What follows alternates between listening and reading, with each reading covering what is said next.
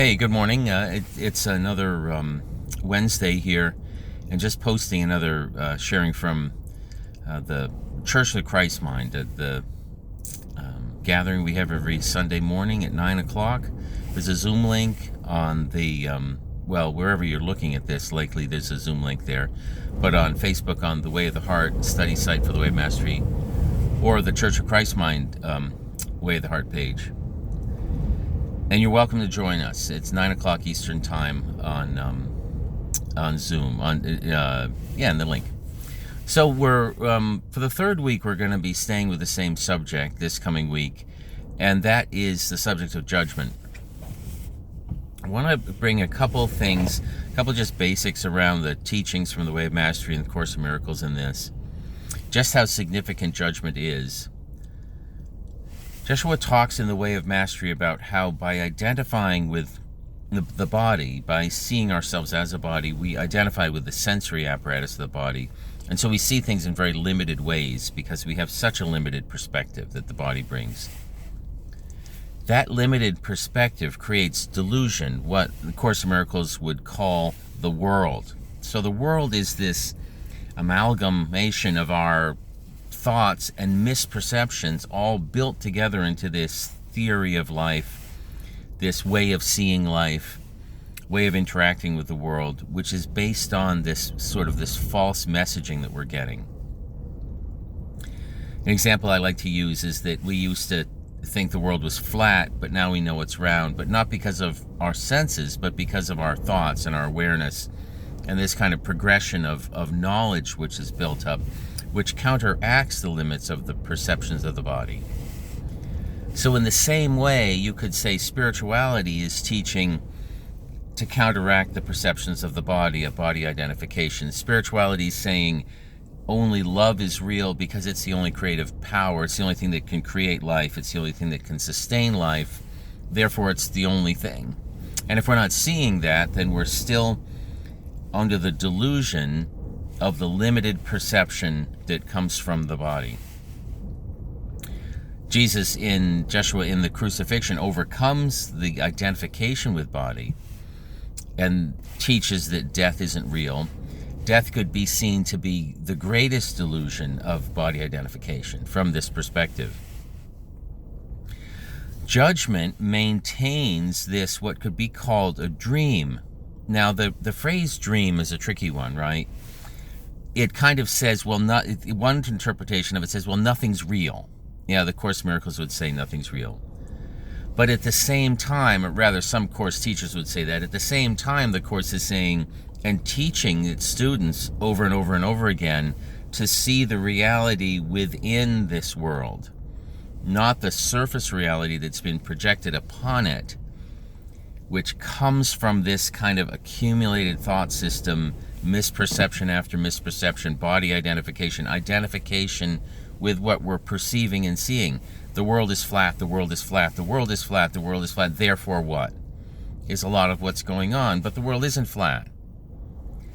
You know, we're saying, good versus evil, good versus evil, good versus evil, good versus evil, this is right, this is wrong, this should be different, this should be the same. No, that's also the same type of misperception. Only holy perfection is occurring.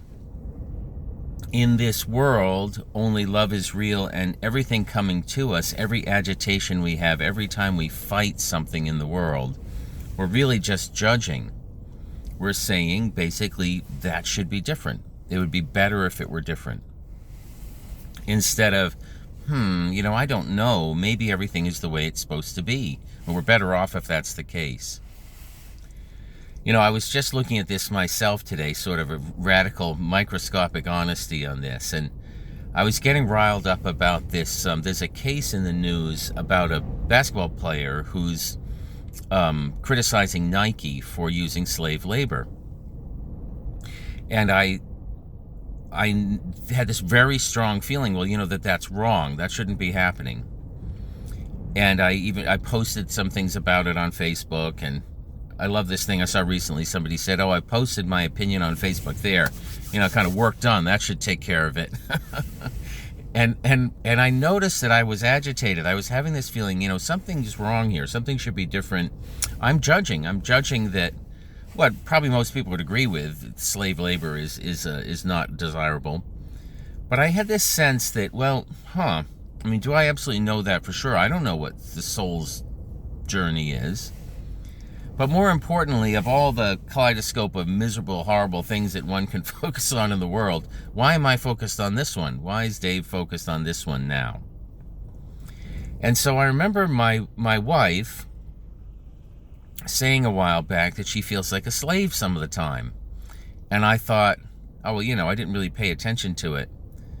And, I mean, I heard it, and I went back and think, well, that's interesting. Like, she does a lot of amazing things. She does a lot of labor around the house. I mean, I do too, but that's not the point here. And, am I benefiting from that in a way? Would I be willing to just give that up and just say, honey, don't worry about it. I'll do the cooking or whatever, or the laundry. And part of me is like, I don't know. I kind of value this. And if her desire was to not do it, would I have any resistance, And the answer is, yeah, sure I would. I'm not even sure what I'd do to cook for myself, to be perfectly honest. If I'm going to be, again, radical self-honesty is a loving thing. I don't know what I'd do. So this, where am I, and so my turnaround for me was, Nike shouldn't be promoting slave labor. It's my judgment. Or whoever it is that is, assuming they are, and whatever. I believe they are, so Nike shouldn't be promoting slave labor. Well, I don't know that that's true, but what about me? And, I shouldn't be promoting slave labor. And so that was a very interesting turnaround for me, and I'm going to look at that and see what what my issues are around that. What would I need to do to make sure that that's not true? First of all, it's possible that I should be promoting slave labor, and it's also possible that, the real turnaround here is I want to look at this. I want to make sure that that's not something that's happening. Breathe, release, trust. Trust that the Holy Spirit or the universe will find some way to feed me. I know it's slightly pathetic saying this. But again, self-honesty, radical self-honesty is, I grew up in a house with 3 older sisters, a mom who I was very close with, and about 3 or 4 other very close women in my family. And, my youngest sister was 9, 11, and 18. And I never really got used to, I was never been in the habit of cooking for myself, ever in my whole life. And you could say it's slightly embarrassing, but what the heck, But still, this idea, would I be perfectly okay with my wife not cooking anymore, if that's what she wanted? And would I have resistance to that? And I'm like, yeah, I kind of would have resistance to that. And if I have resistance to that, where is that manifesting in terms of my not really wishing for her full freedom? So I'm committed to looking at that, because I don't, that's not my desire. My desire is for freedom for everybody. But it's so interesting, like in the world, I see a problem and then turn it around. Like, what's my judgment? Just as an example, a lived example of judgment, and how do we own what's happening? Now, I don't know what should be going on in the world with Nike and all this other. I don't even know what's going on. They say it's not happening. The point being that I'm coloring something. I have an agitation because of something that's happening in me, not because of something that's happening out there. And the Course and Way of Mastery would say this is always the case. There's never anything else happening. There's never a problem in the world. It even goes so far as to say these things are happening in your experience. Like, I'm reading the newspaper about it. I'm seeing it on Facebook or in the Google News or whatever. I'm having an interaction with this news around this subject. That interaction is happening because I don't know what's actually happening. But that interaction is actually happening, and that interaction is happening for me, so that I can look at this subject and learn to be free, learn to trust more, learn to really, truly, in an active sense, desire freedom for others and also for myself, because I'm tying myself to something that I don't want as well if I'm promoting the slave labor of another. Whoever it is, I'm promoting the slave labor of myself, forcing myself to do something I don't want out of fear. So it's such a beautiful practice to... Byron Katie does it very simply. There's a much more detailed process in the Way of Mastery called Radical Inquiry. But both A Course in Miracles and the Way of Mastery say the same thing. Our work is to find the unloving thoughts still living in our minds, that we're allowing to live there, like mines in a minefield. And every time we see something in the world, that we think is wrong or should be different, all that's happening is that we're seeing within us one of the mines that we're wanting to dig up and defuse or blow off over there or something instead of stepping on top of it. And so that's the gift of every time that we're upset by something, every time we judge something in the world. Oh, there shouldn't be global warming. Oh, there shouldn't be this. Oh, there shouldn't be that. No.